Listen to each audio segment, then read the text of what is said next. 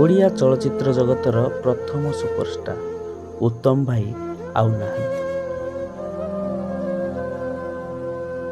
ସେ ଖାଲି ଜଣେ ଅଭିନେତା ନଥିଲେ, ସେ ଥିଲେ ଜଣେ ଦରଦୀ ମଣିଷ। ସେ ଖାଲି ପରଦା ଉପରେ ସୁପରଷ୍ଟାର ନଥିଲେ, ସେ ଥିଲେ ପ୍ରତି ଓଡ଼ିଆର ହୃଦୟରେ ଜଣେ ସୁପରଷ୍ଟାର। କେବେ ସିଏ ଦଣ୍ଡା ବାଳୁଙ୍ଗା ତ କେବେ ପୁଣି ସରପଞ୍ଚ ବାବୁ। ଅଭିନୟ ମାଧ୍ୟମରେ ସାଉଁଟି ଥିଲେ ଅଗଣିତ ଦର୍ଶକଙ୍କ ଭଲ ପାଇବା।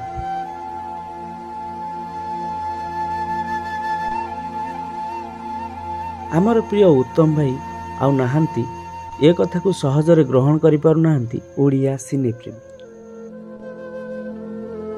ଜଣେ ମୁକୁଟ ବିହୀନ ସମ୍ରାଟଙ୍କୁ ହରେଇ ଆଜି ଦୁଃଖରେ ଭାଙ୍ଗି ପଡ଼ିଛି ଚଳଚ୍ଚିତ୍ର ଜଗତ।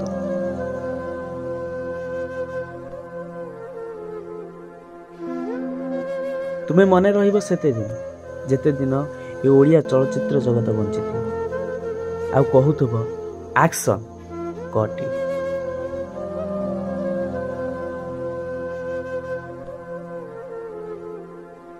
ସମସ୍ତଙ୍କ ମୁହଁରେ ଗୋଟିଏ କଥା, ହେ ଉତ୍ତମ ଭାଇ, ତୁମେ ଆଉ ଥରେ ଫେରି ଆସନ୍ତନି।